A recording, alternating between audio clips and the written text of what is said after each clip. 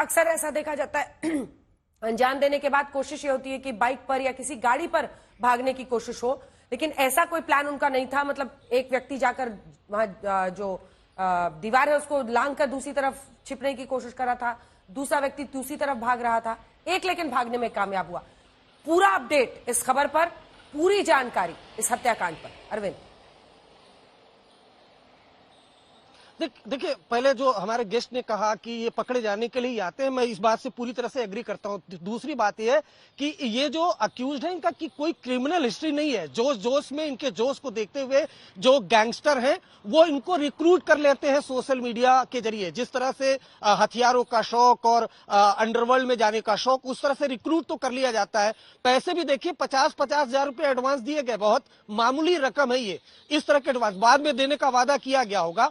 तो ये जो जितने भी हैं नौजवान हैं, यूपी से हरियाणा से हैं, इनको रिक्रूट किया गया। और जो हैंडलर्स हैं उनका मकसद साफ हो जाता है। उनका मकसद यहीं तक था कि भाई आपको एक टारगेट दिया गया, आप टारगेट किलिंग करिए। और जो खुद हैंडलर है वो खुद भी चाहता है कि उसके शूटर पकड़े जाए ताकि वो कबूल करे कि मर्डर आखिर किसने करवाया है। और जो अक्यूज का प्रोफाइल है, कम से कम मुझे और जो एजेंसीज है उनको अब इसमें कोई दो शक नहीं लग रहा है कि ये बिश्नोई गैंग का ही काम हो सकता है। क्योंकि इस तरह के जो शूटर है, जो यंगस्टर है दूर दराज के इलाकों से, उनको ये रिक्रूट करते हैं, उसके बाद इस तरह के हत्याकांड को अंजाम देते हैं। तो मुंबई पुलिस के अलावा और भी तमाम एजेंसियां जो लॉरेंस बिश्नोई गोल्डी बरार गैंग पर नजर रखती हैं, उनका यही मानना है कि इस हत्याकांड को लॉरेंस बिश्नोई गैंग ने अंजाम दिलाया। अब बात होगी हैंडलर की, आखिर इन शूटर्स को हैंडल कौन कर रहा था। तो 3 नाम आते हैं, एक गोल्डी बरार, एक लॉरेंस बिश्नोई का भाई अनमोल बिश्नोई जिसने सलमान खान के घर पर फायरिंग कराई थी, और तीसरा रोहित गोदारा।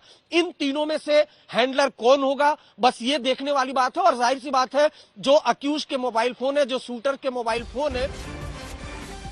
बाबा सिद्दीकी की हत्या कॉन्ट्रैक्ट किलिंग है, ये जानकारी पुलिस की तरफ से दी जा रही है। तीनों आरोपियों की पहचान कर ली गई है, कॉन्ट्रैक्ट किलिंग। और ये माना जा रहा है, इससे पहले भी हम लोग कह रहे थे कि सुपारी दी गई बाकायदा, और उसके बाद ये कॉन्ट्रैक्ट किलिंग लिया गया है। यानी जो शार्प शूटर्स होते हैं या शूटर्स होते हैं, जो किलर्स इस मामले में है, जो हत्या करते हैं, उनको कॉन्ट्रैक्ट बेसिस पर इतना पैसा, काम होने पर इतना पैसा, ये पूरा डील होती है, जिसके बाद कॉन्ट्रैक्ट किलिंग का मामला होता है।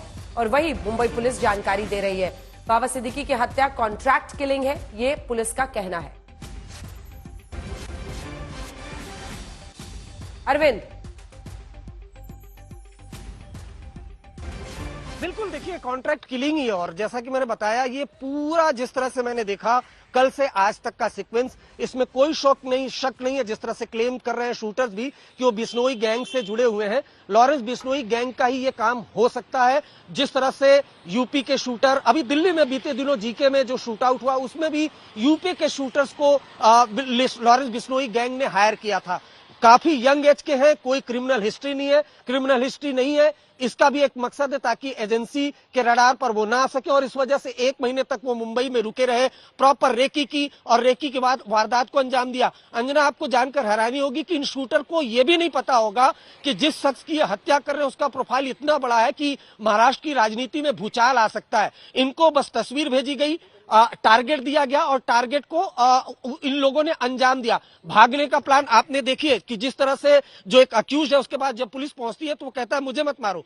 तो ऐसा नहीं है कि इनकी बहुत कोई पास्ट क्रिमिनल हिस्ट्री है। इस तरह के यंगस्टर को बाकायदा बरगला कर रिक्रूट किया जाता है, बहुत बड़ी रकम का लालच दिया जाता है, कनाडा या विदेश में सेटल होने का लालच दिया जाता है, और उसके बाद इस तरह के हत्याकांड को अंजाम दिलाया जाता है। इसी वजह से ये अनाड़ी है, इस वजह से जो मौका है वहां से वो भाग नहीं पाए और करीब से जाकर गोली मारी। अगर कोई बाकायदा जिसको कहते हैं असल चैलेंज, तो लेकिन देखिए अभी भी मास्टरमाइंड को खोजने की होगी, पहले से इस तरह के, क्योंकि जिन नामों के हम पूरे गैंग की उसकी डिटेल्स भी दिखा रहे हैं, चाहे वो अनमोल बिश्नोई हो, गोल्डी बरार हो, या फिर रोहित गोदारा हो।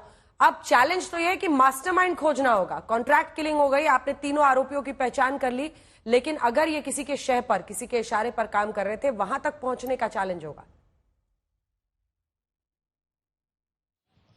नहीं, देखिए 3 ही होंगे, इसमें 3 इंपॉर्टेंट होंगे जो एजेंसियों के मुताबिक। या तो गोल्डी बरार हैंडल कर रहा होगा, या अनमोल बिश्नोई जो लॉरेंस बिश्नोई का भाई है वो, या रोहित गोदारा। ये तीनों में से एक जो हैंडल कर रहे होंगे।